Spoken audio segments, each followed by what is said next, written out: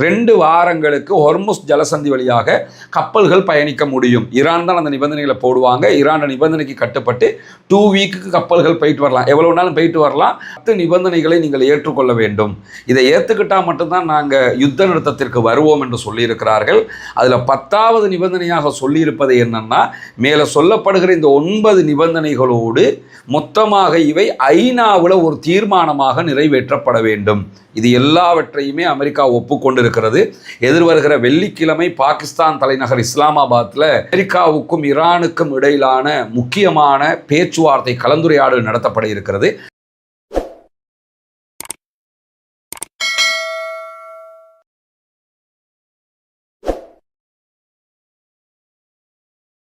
அன்பிற்கினிய சகோதர சகோதரிகளே, நம் அனைவர் மீதும் ஏக இறைவனுடைய அமைதியும் கருணையும் உண்டாகட்டுமாக என்கிற உயரிய பிரார்த்தனைகளோடு, ஈரான் மீதான அமெரிக்க இஸ்ரேலிய தாக்குதல்கள் கிட்டத்தட்ட 6 வாரங்களாக நீடித்த நிலையில் அமெரிக்க அதிபர் தொடர்ச்சியாக யுத்தத்தை நிறுத்துவதற்கான தன்னுடைய முன்மொழிவுகளை சொல்லிக்கொண்டே இருந்தார். ஏன்னா யுத்தத்தில் எதிர்பார்க்காத விதமாக ஈரானிடம் போய் சிக்கிக்கொண்ட அமெரிக்கா எப்படியாவது வெளியேறிவிட வேண்டும் என்பதில் ரொம்ப கவனமாக தங்களுடைய செயல்பாடுகளை முன்னெடுத்து வந்தார்கள். காரணம் என்னன்னு சொன்னால், யுத்தத்தில் அமெரிக்காவிடத்தில் எவ்வளவு ஆயுதங்கள் இருந்தாலும் ஈரான் கையில் எடுத்த ஹொர்முஸ் நீர்நிலையை மூடுதல் என்கிற ஆயுதம் உலகத்தையே ஸ்தம்பிக்க வைத்திருக்கக்கூடிய சூழலில் ஹொர்முஸை திறக்க வேண்டும் என்பதுதான் அமெரிக்காவினுடைய முதல் கோரிக்கையாகவும் இருந்தது. ஆனாலும் யுத்த நிறுத்தத்தை முன்மொழிஞ்சு அதை ஏற்றுக்கொண்டால் மாத்திரம்தான் நாங்கள் ஹொர்முஸை திறப்போம் அப்படிங்கிறதுல ஈரான் மிக தெளிவாகவும் பிடிவாதமாகவும் இருந்த நிலையில தான் பாகிஸ்தான் வழியாக ஒரு யுத்த நிறுத்த பேச்சுவார்த்தை நடத்தப்பட்டது. அந்த பேச்சுவார்த்தையில் ஈரான் தரப்பில் இருந்து 10 நிபந்தனைகள் முன்வைக்கப்பட்டிருந்தது. ஹொர்முஸை நாங்கள் திறக்கிறதுக்கு ரெடி, பட் என்னென்னா இந்த 10 நிபந்தனைகளை நீங்கள் ஏற்றுக்கொள்ள வேண்டும். இதை ஏற்றுக்கிட்டால் மட்டும்தான் நாங்கள் யுத்த நிறுத்தத்திற்கு வருவோம் என்று சொல்லியிருக்கிறார்கள். அதில் 10வது நிபந்தனையாக சொல்லியிருப்பது என்னன்னா, மேலே சொல்லப்படுகிற இந்த 9 நிபந்தனைகளோடு மொத்தமாக இவை ஐநாவில் ஒரு தீர்மானமாக நிறைவேற்றப்பட வேண்டும். இது எல்லாவற்றையுமே அமெரிக்கா ஒப்புக்கொண்டிருக்கிறது. எதிர்வருகிற வெள்ளிக்கிழமை பாகிஸ்தான் தலைநகர் இஸ்லாமாபாத்தில் அமெரிக்காவுக்கும் ஈரானுக்கும் இடையிலான முக்கியமான பேச்சுவார்த்தை கலந்துரையாடல் நடத்தப்பட இருக்கிறது. அந்த பேச்சுவார்த்தையில் மொத்தமாக நிரந்தர யுத்த நிறுத்தத்தை நோக்கி நகர்வது என்கிற இடத்திற்கு தற்போது இருதரப்புமே வந்திருக்கிறாங்க. அமெரிக்க அதிபர் டொனால்ட் ட்ரம்ப், ஈரானுடைய ஃபாரின் மினிஸ்டர் வெளிவிவகார அமைச்சர் அப்பாஸ் அராக்சி வெளியிட்டிருக்கக்கூடிய சீஸ்ஃபயர் ஒப்பந்தம் தொடர்பான இந்த தகவல்களை தன்னுடைய சமூக வலைதள பக்கத்தில் சோஷியல் ட்ரூத்லேயே ஷேர் பண்ணியிருக்கக்கூடிய செய்திகளும் நம்ம பார்க்க முடியும். இந்த சூழலில் என்ன நிபந்தனைகள் இடப்பட்டிருக்கிறது என்பதை நம்ம முதல்ல தெரிஞ்சுக்கிறோம். அமெரிக்கா, ஈரான், இஸ்ரேலுக்கு இடையிலான இந்த யுத்த நிறுத்தத்தில் முதலாவது நிபந்தனையாக இருதரப்பிலும் போடப்பட்டு ஏற்றுக்கொள்ளப்பட்டிருக்கக்கூடிய செய்திகளில் அணு ஆயுதங்களை உருவாக்க மாட்டோம் என்கிற ஈரானுடைய உறுதிப்பாடு கொடுக்கப்பட்டிருக்கிறது என்கிற செய்தி வெளியாக இருக்கிறது. இதைத்தான் அமெரிக்கா திரும்ப திரும்ப சொல்லி கொண்டிருந்தாங்க. நாங்கள் செய்யலைன்னு ஈரானும் சொல்லி கொண்டிருக்கிறாங்க. ஆனாலும் இந்த வாட்டி நீங்கள் அணு ஆயுதம் செய்ய மாட்டோம்னு சொல்லி எங்களுக்கு சொல்லணும்ன்றாங்க, சொல்லியிருக்கிறாங்க. திரும்பவும் இதை ஆரம்பத்திலேருந்தே சொல்லிக்கிட்டு தான் இருக்கிறாங்க. இந்த யுத்தமே எதுக்குங்கிற கேள்வியே இங்கே தான் வருது. நாங்கள் அணு ஆயுதத்தை பண்ண மாட்டோம்னு தான் ஈரான் சொல்லிக்கிட்டு இருக்கிறாங்க. இப்போ நீங்கள் அணு ஆயுதம் பண்ண மாட்டோம்னு சொல்லணும்ன்றாங்க. ஆமாம், இப்போ திரும்பவும் சொல்கிறோம் நாங்கள் அணு ஆயுதம் பண்ண மாட்டோம் அப்படின்னு இருக்கிறாங்க. ஓகே, நாங்கள் யுத்த நிறுத்தத்துக்கு தயார் என்று அமெரிக்க அதிபர் சொல்லியிருக்கிறார். இதிலிருந்து என்ன தெரியுதுன்னு கேட்டால், இந்த யுத்தத்தில் இருந்து வெளியே போயிடணுங்கிறது மட்டும்தான் அவருடைய மிக முக்கியமான திட்டமாக இருந்தது. ஏன்னா அவ்வளவு ஒரு மாட்டு உள்ளே வந்து மாட்டி சிக்கிக்கிட்டாரு. அதனால தான் அவங்க ஏற்கனவே சொன்னதையே திரும்ப சொல்லியிருக்கிறாங்க ஈரான். ஓகே, நாங்கள் ஏற்றுக்கிறோம்னு அமெரிக்க அதிபர் சொல்லியிருக்கிறார். இரண்டாவதாக ஈரானுடைய ப்ராக்சிஸ் கூட்டாளி குழுக்கள், இந்த அனைத்துக்கும் எதிரான தாக்குதல்கள், ஆக்கிரமிப்புகள் உடனடியாக நிறுத்தப்பட வேண்டும். ஈரானுடைய ப்ராக்சிஸ் குழுக்கள் என்று எடுத்துக்கிட்டோம்னா நேரடியாக ஹிஸ்புல்லாக்கள் ஈரானுடைய நேரடி ப்ராக்சிஸ் குழுவாக இருக்கிறது. அதே போன்று யமனில் இருக்கக்கூடிய ஹூத்திஸ் இருக்கிறாங்க. அதே நேரம் கத்தாயிபு ஹிஸ்புல்லா என்கிற ஈராக்கில் இருக்கக்கூடிய அமைப்பு இருக்கிறாங்க. ஈராக்கில் இன்னும் சில அமைப்புகளும் இருக்கிறார்கள். இதை தாண்டி பாலஸ்தீன விடுதலை அமைப்பினரும் அவர்களிடமிருந்து அவங்களுக்கு தேவையான உதவிகளை பெறக்கூடிய ஒரு அமைப்பாக இருக்கிறாங்க. நேரடி அமைப்பாக இல்லைன்னா கூட அப்படியான உதவிகளை பெறக்கூடிய அமைப்புகள். இந்த யுத்த நிறுத்தத்தில் ஹிஸ்புல்லாக்கள், அதே போன்று யமனில் இருக்கக்கூடிய ஹூத்திஸ், இந்த தரப்புகள் மீதெல்லாம் தாக்குதல்கள் நடத்தக்கூடாது என்பது 2வது நிபந்தனையாக சொல்லப்பட்டிருக்கு. 3வது நிபந்தனையாக பிராந்தியத்தில் அமெரிக்காவினுடைய போர்ப்படைகளை திரும்ப பெறுவதற்கான சாத்தியக்கூறுகளை உருவாக்க வேண்டும். நீங்கள் இங்கே நிற்கக்கூடாது, இங்கேருந்து அமெரிக்காவினுடைய படைகள் எல்லாமே போயிடணும் அப்படிங்கிற நிபந்தனை சேர்க்கப்பட்டிருக்கு. வெள்ளிக்கிழமை இதுவும் விரிவாக பேசப்பட இருக்கக்கூடிய ஒரு செய்தியாக இருக்கிற நேரத்தில் பிராந்தியத்தில் இருக்கக்கூடிய, அதாவது மிடில் ஈஸ்டுக்குள்ளே இருக்கக்கூடிய அமெரிக்காவினுடைய தளங்கள், அமெரிக்காவுடைய இராணுவ பேஸ்களில் இருந்து எந்த தாக்குதலும் இனிமேல் ஈரான் மீது நடத்துவதற்கான தடை விதிக்கப்படுகிறது. ஈரான் மேலே அந்த பேஸுகளை பயன்படுத்தி எந்த தாக்குதலுமே நடத்தக்கூடாது என்கிற தடை விதிக்கப்படுகிறது.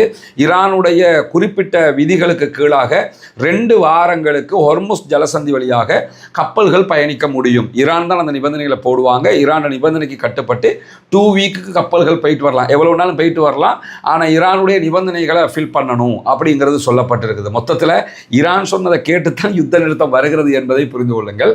5வது நிபந்தனையாக ஈரானுக்கு எதிரான அனைத்து 1வது நிலை 2வது நிலை ஐநா தடைகள் எல்லாமே நீக்கப்படும் அப்படிங்கிறதும் இந்த நிபந்தனைகளில் உள்ளாக்கப்பட்டிருக்கிறது.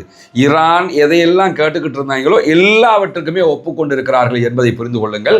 ஈரான் மீதான தடைகள், சர்வதேச தடைகள் நீக்கப்படணும் என்று கேட்டிருந்தாங்க, அதை நாங்கள் நீக்கிறதுக்கு ரெடின்னு சொல்லியிருக்கிறாங்க.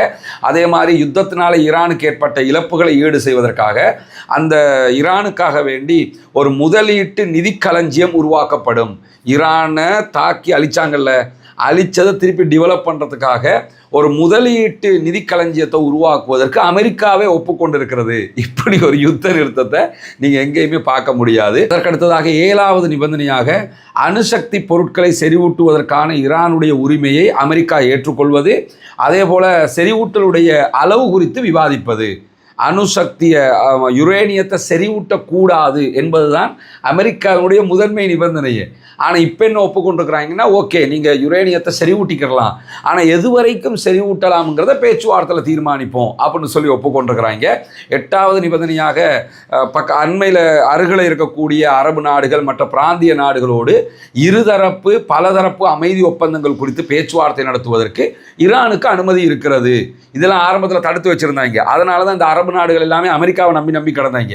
இப்போ என்ன வாசல் திறக்கப்பட்டிருக்குன்னு கேட்டால், ஈரானோட அமைதி பேச்சுவார்த்தைகள் நடத்தலாம், இருதரப்பு அமைதி பேச்சுவார்த்தை நடத்தலாம், பலதரப்பு அமைதி பேச்சுவார்த்தை. ஒன்னோ Saudi Iran, Kuwait Iran, Bahrain Iran, UAE Iran என்று சொல்லி ஒரு தரப்பு பேச்சுவார்த்தை நடத்தவும் முடியும்.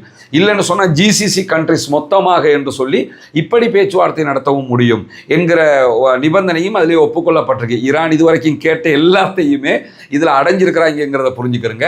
அதை தாண்டி 9வதாக இந்த பகுதிகளில் இருக்கக்கூடிய எல்லா எதிர்ப்பு குழுக்களுக்கும் எதிரான ஆக்கிரமிப்பு அல்லாத கொள்கையை விரிவுபடுத்துவது. அதாவது இந்த ஹிஸ்புல்லாக்கள், அதே போன்று யமனில் இருக்கக்கூடிய ஹவுத்தீஸ், மற்ற குழுக்கள், இவங்களை ஆக்கிரமிக்காமல் அவங்களுக்கு தேவையான சலுகைகளை கொடுப்பதற்கான வாய்ப்புகளை உருவாக்குவது. இதையெல்லாம் எப்படி சேர்த்தாங்கிறதையே யோசிக்க வேண்டியிருக்குது. 10வது நிபந்தனையாகத்தான் அனைத்து உறுதிமொழிகளையும் ஒரு அதிகாரப்பூர்வ ஐக்கிய நாடுகள் தீர்மானத்தின் மூலமாக உறுதிப்படுத்த வேண்டும். பாகிஸ்தானில் பேச்சுவார்த்தை நடத்திட்டு UN ரெசல்யூஷன் கொண்டு வந்து அது பாஸ் பண்ணப்படணும். ஐநா தான் இந்த யுத்த நிறுத்தத்தை முடிவு செய்யணுமே தவிர வேறு யாரும் முடிவு செய்யக்கூடாது என்பதையும் நிபந்தனையாக விதித்திருக்கிறது ஈரான். இதுதான் 10 நிபந்தனைகள். இதுக்கு ஒப்புக்கொண்டுதான் உடனடியாக அமெரிக்க அதிபர் டொனால்ட் ட்ரம்ப் யுத்த நிறுத்தத்துக்கு வந்திருக்கிறாரு. நேற்று இரவு என்ன சொன்னாரு? நாங்கள் ஈரானுடைய நாகரிகத்தை அழிப்போம், முழு ஈரானையுமே அழிப்போம், அணுகுண்டு போடுகிற அளவுக்கு அவர்களுடைய பேச்சுக்கள் எல்லாம் இருந்த நிலையில் இன்னைக்கு காலையில் ஆகும்போது என்ன பண்ணிட்டாருன்னு கேட்டால், இந்த நிபந்தனைகளை எல்லாம் நாங்கள் ஒப்புக்கொள்கிறோம், ஈரான் சமாதானத்திற்கு வந்து விட்டது, நாங்கள் ஜெயிச்சிட்டோம், நாங்கள் வெற்றி அப்படின்னு சொல்லிக்கிட்டு தெரிகிறாரு. அது அவருடைய வளமையான பாணி. ஆனால் நிபந்தனையை படிக்கிற உலகத்தில் எவனுக்கும் தெரியும் இதிலே யார் ஜெயித்திருக்கிறார்கள். இதே நேரத்தில் இந்த அமெரிக்க ஈரான் இஸ்ரேலிய யுத்த நிறுத்த விவகாரத்தில் லெபனானுக்கும் சேர்த்து தான் இந்த யுத்த நிறுத்தம் கொண்டு வரப்பட்டிருக்கிறது. ஈரான் மேலேயும் அட்டாக் பண்ணக்கூடாது, லெபனான் மேலேயும் அட்டாக் பண்ணக்கூடாதுன்னு சொல்லி. ஆனால் இஸ்ரேல் என்ன பண்ணியிருக்கிறாங்கன்னு கேட்டால், இப்பொழுது லெபனானை இதில் இன்க்ளூட் பண்ண முடியாது அப்படின்னு சொல்லி அறிவிச்சிருக்கிறாங்க. லெபனான் மேலே அவங்க அட்டாக் பண்ணியிருக்கிறாங்க. லெபனானில் இருக்கக்கூடிய ஹெஸ்புல்லாக்களும் பதிலடி தாக்குதல்களை நடத்தி கொண்டிருக்கிறார்கள். ஆனால் இந்த இடம் தான் இந்த பேச்சுவார்த்தையை நாசமாக்குற இடமாக எல்லோராலும் பார்க்கப்படுகிறது. லெபனான் மேலே யுத்தத்தை நிறுத்தலை என்று சொல்லி சொன்னால் இந்த யுத்த நிறுத்தம் எவ்வளவு தூரம் சாத்தியப்படும் என்கிற கேள்வி இருக்கு. ஏன்னா ஈரானுக்காக வேண்டி லெபனான் வரும்போதே 2 தரப்பும் அவங்க பேசிக்கொண்டு கொண்டு தான் வந்தாங்க. யுத்த நிறுத்தம் என்று வந்தால் நாங்களும் சேர்ந்து தான் யுத்த நிறுத்தம், சண்டை என்று வந்தால் நம்ம 2 பேருமே சண்டை பிடிப்போம் அப்படிங்கிற மாதிரி வந்தாங்க. அதனால தான் இந்த யுத்த நிறுத்தத்துக்குள்ள பாகிஸ்தான் வழியாக ஈரான் கொண்டு வந்ததுக்குள்ள இந்த தன்னுடைய ப்ராக்ஸிஸ் அமைப்புகள் மேலெல்லாம் தாக்குதல் நடத்தக்கூடாது என்று சொல்லி நிறுத்தி இருந்தாங்க. ஆனால் அதை மீறி தற்போது வரைக்கும் இஸ்ரேல் லெபனான் மேலே தாக்குதல்களை நடத்தி கொண்டிருக்கிறார்கள். லெபனானில் இருக்கக்கூடிய ஹிஸ்புல்லாக்களும் பதிலடி தாக்குதல்களை நடத்தி கொண்டே இருக்கிறார்கள். இந்த தாக்குதல்களால் இந்த யுத்த நிறுத்தம் நாசமாக்கப்பட்டு விடுமோ என்கிற அச்சம் பொதுவாகவே உருவாகி இருக்கக்கூடிய சூழலை நம்ம பார்க்க முடியும். இதுவரைக்கும் இந்த யுத்த நிறுத்தம் அறிவிக்கப்பட்டதற்கு பிறகுல இருந்து இந்த நிமிஷம் வரைக்கும் பகா பள்ளத்தாக்கில் இருக்கக்கூடிய மஷ்கரா என்கிற நகரத்தின் மீது வான்வழி தாக்குதல்களை இஸ்ரேல் நடத்தி கொண்டிருக்கிறது. கியாம் நகரத்தின் மீது பீரங்கி தாக்குதல்கள் நடத்தப்படுகிறது. கியாம்ங்கிறது முழுவதுமாக மிக கடுமையாக இஸ்ரேலுக்கும் ஹிஸ்புல்லாக்களுக்கும் இடையில் யுத்தம் நடைபெற்ற பகுதி. அதே போன்று தயர் நகரத்தின் மீது வான்வழி தாக்குதல்கள் நடத்தப்படுகிறது என்று சொல்லி அங்கே இருக்கக்கூடிய அல் ஜசீராவினுடைய பத்திரிகையாளர் சொல்லக்கூடிய செய்திகளை நம்ம பார்க்க முடிகிறோம். அதே நேரத்தில் இன்றைக்கு சற்று நேரத்துக்கு முன்பதாக அமெரிக்க அதிபர் டொனால்ட் ட்ரம்ப் ஒரு ஸ்டேட்மெண்ட் வெளியிட்டிருக்கிறாரு. ஹொர்முஸ் ஜலசந்தி பகுதிகளில் போக்குவரத்தை அதிகரிப்பதற்கு அமெரிக்கா உதவும் அப்படின்னு இருக்கிறாரு. நாங்கள் அந்த பகுதிகளிலே நாங்கள் நிற்போம் இந்த 2 வாரத்துக்கு, நீங்கள் வேண்டிய அளவு பெட்ரோல் டீசல் எரிவாயுக்களை எடுத்துக்கிட்டு போக முடியும். இது மத்திய கிழக்கினுடைய பொற்காலமாக அமையும். எப்படி பொற்காலம்? இது மத்திய கிழக்கில் பொற்காலமாக அமையுமா? 6 வாரம் யுத்தம் பண்ணி ஒரு கப்பலை நகர விடாமல் எல்லாருக்கும் அடியை வாங்கி கொடுத்துட்டு நீயும் அடி வாங்கி பின்வாங்கிட்டு போகிறதுக்கு பேர் பொற்காலமா?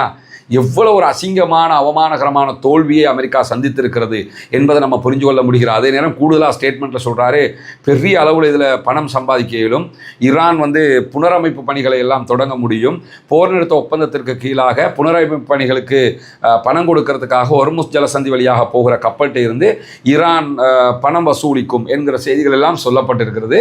என்ன புரிஞ்சு கொள்ளணும்னு கேட்டால், ஈரான் மேலே அட்டாக் பண்ணி அழிச்சாங்க, இவங்க அழிச்சிட்டாங்க. ஆனால் ஈரான் அதுக்குரிய அந்த கட்டுமான பணிகள் அழிஞ்சதையெல்லாம் திரும்ப உருவாக்கணும்ல, அதற்குரிய பணமாக ஹொர்முஸ்ல இருந்து ஒரு கப்பல்கிட்ட $2 மில்லியன் அமெரிக்க வசூல் பண்ண போகிறான்.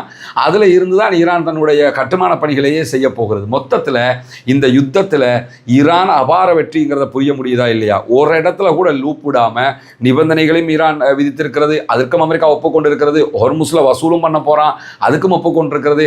மொத்தத்தில் அமெரிக்கா தன்னுடைய பெரிய அண்ணன் என்கிற தகுதியை இழந்து அடி வாங்கி அவமானகரமான ஒரு தோல்வியோடு பின்வாங்கி இருக்கிறது. இந்த 10 நிபந்தனைகளுக்குள்ளாக இப்ப சில பேர் கிளம்பி வருவாங்க. என்னன்னா 10 நிபந்தனை இருக்குது, இதுல எங்கேயுமே பலஸ்டைன் சம்பந்தமாக இல்லை, பலஸ்டைனை யுத்த நிறுத்தத்தில் சேர்க்கலை, மஸ்ஜிதுல் அக்ஸாவை சேர்க்கலை அப்படின்னு சொல்லிக்கிட்டு சில பேர் கடத்து சொல்ல வருவாங்க. முதல்ல ஒன்று புரிஞ்சுக்கிறங்க, ஆல்ரெடி பாலஸ்தீனத்திற்கும் இஸ்ரேலுக்கும் இடையில் ஒரு யுத்த நிறுத்தம் நடைமுறையில் இருக்குது. நம்ம வீடியோ பார்க்குற எல்லோருக்குமே தெரியும், 2 ஆண்டு காலம் யுத்தம் நடைபெற்றது, தற்போது யுத்த நிறுத்தம் ஏற்பட்டிருக்கிறது, 179வது நாட்களை தாண்டி கொண்டிருக்கிறோம் அப்படின்னு சொல்லி நம்ம போடுவோம். நம்ம வீடியோலேயே சீஸ் ஃபயர் 179, சீஸ் ஃபயர் 178 இப்படி தான் போட்டு வர்றோம். ஆல்ரெடி பாலஸ்தீனத்தில் ஒரு யுத்த நிறுத்த ஒப்பந்தம் நடைமுறையில் இருக்கிறது. ஒப்பந்தத்தை மீறி இஸ்ரேல் அவ்வப்போது தாக்குதல்கள் நடத்துகிறது என்பதை யாருமே மறுக்கல. அதே மாதிரி ரஃபா பார்டர் அவங்க திறக்காம இருக்கிறாங்க, ஓரளவுக்கு தான் அதனுடைய அனுமதிகள் கொடுக்கப்படுகிறது, நிறைய அநியாயம் மீண்டும் நடந்து கொண்டு இருக்கிறதுங்கிறதெல்லாம் யாரும் மறுக்கல. இதை ஈரான் மட்டும் கேட்கணுமா, எல்லா அரபு நாடும் முழு உலகமும் சேர்ந்து கேட்கணுமா? ஒரு யுத்த நிறுத்தம் வந்திருக்கிறது, அந்த யுத்த நிறுத்தத்தை இஸ்ரேல் மீறிக்கிட்டு இருக்குதுன்னு சொல்லி ஐநாவிலேயே பல தடவைகள் பேசப்பட்டு கொண்டிருக்கிறது. எனவே ஈரான் லிஸ்ட்டில் கொண்டு வரல, பார்த்தீங்களா, பலஸ்தீனம் ஒரு வார்த்தையே இல்லை அப்படின்னு சொல்லிக்கிட்டு இப்போ இந்த ஈரானுடைய இந்த வெற்றியை தாங்க முடியாமல் கொஞ்சம் பேர் களத்துக்கு வருவாங்க. தெளிவாக புரிந்து கொள்ளுங்கள், இது ஈரானியர்களுக்கான வெற்றி மட்டுமல்ல, ஆக்கிரமிப்பாளர்களுக்கு எதிரான ஒரு வெற்றி. உலகத்தில் அமெரிக்காவும் இஸ்ரேலும் செய்து வருகிற அநியாயங்களுக்கு இவங்களை தட்டி கேட்க யாரும் இல்லையாங்கிற இருந்த ஒரு நிலையில் இல்லை, அமெரிக்காவோட நெஞ்ச நிமிர்த்தி இவங்க தைரியமாக சண்டை பிடிச்சிருக்கிறாங்கிறத நிறைவேற்றும் விதமாக நடைபெற்றிருக்கக்கூடிய ஒரு விவகாரமாகத்தான் இதை பார்க்க முடியும். அதனால் பலஸ்தீனுடைய பேச்சு இல்லை என்று சொல்லி வந்தால், பாலஸ்தீனத்தில் யுத்த நிறுத்தத்தை மீறி தாக்குதல் நடைபெறுகிறது, அதை நிறுத்துங்கன்னு சொல்லி ஆல்ரெடி அரபு நாடுகள் வளம மாதிரி பல கண்டன அறிக்கைகளை வெளியிட்டுக்கிட்டு தான் இருக்கிறாங்க. அதில் இருந்தும் புரிஞ்சுக்கிறணும் என்னென்னு கேட்டால், ஆல்ரெடி ஒரு யுத்த நிறுத்தம் இருக்குது. அப்போ யுத்த நிறுத்தம் ஒன்று இருக்கக்கூடிய ஒன்றை எவனா யுத்த நிறுத்தத்துக்குள்ளே கொண்டு போடுவானா? போட மாட்டாங்க. ரெண்டாவதாக, இந்த யுத்தம் யாருக்கும் நடந்த யுத்தம்ங்கிறது கூட காமன் சென்ஸாக நம்ம புரிஞ்சுக்கிறணும். ஈரான் மீதான அமெரிக்க இஸ்ரேலிய யுத்தம், அதே போன்று லெபனான் மீதான இஸ்ரேலிய யுத்தம், இப்படி 2 நாடுகள் மீது தான் இப்ப யுத்தம் நடைபெற்றது. பாலஸ்தீனம் மேல யுத்த நிறுத்தம் நடைமுறையில் இருக்கிறது. பாலஸ்தீனத்துல யுத்தம் நடந்திருந்தா இப்ப அவங்க என்ன பண்ணுவாங்கன்னா பதிலடி தாக்குதல்களை பாலஸ்தீன விடுதலை அமைப்பும் கொடுக்கணும்.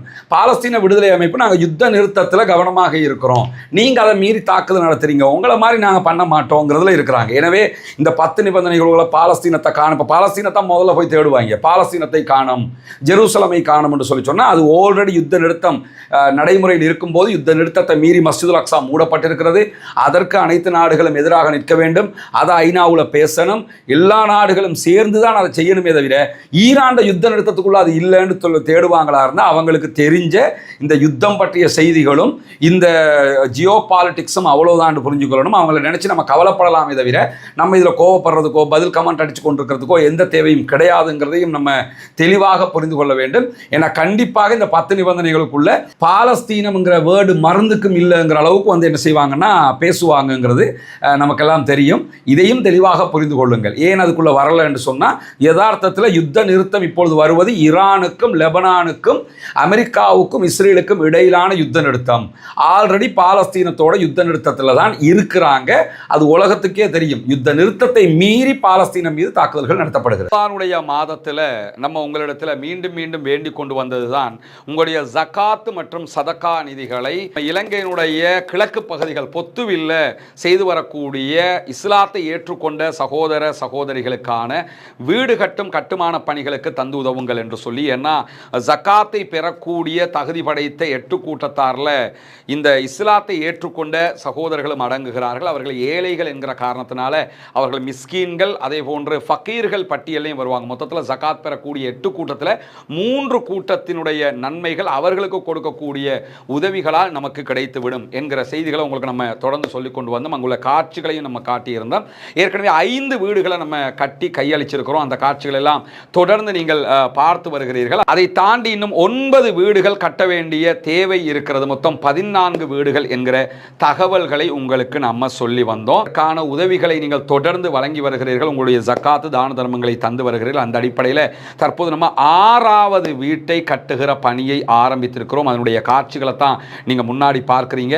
நீங்கள் தரக்கூடிய உதவிகளை கொண்டுதான் மக்களுக்கு தேவையான ஏழை எளிய மக்களுக்கு உரிய எல்லா காரியங்களையும் நம்ம பண்ணி வர்றோம். தித்வா புயலுக்கான பணிகளாக இருந்தாலும் சரி, அதற்கு பிறகு வாட்டர் டேங்கை நம்ம ஓப்பன் பண்ணி கொடுத்ததாக இருந்தாலும் சரி, மற்ற எல்லா பணிகளும் நீங்கள் தரக்கூடிய ஜகாத்து தான தர்மங்களை கொண்டு ஏழைகளுக்கு முறையாக செய்யப்பட்டு வருகிறது என்பது உங்களுக்கு தெரியும். அந்த அடிப்படையில் தான் தற்போது அல்ஹம்துலில்லாஹ் 6வது வீடை கட்டுகிற பணியை நம்ம ஆரம்பிச்சிருக்கிறோம்.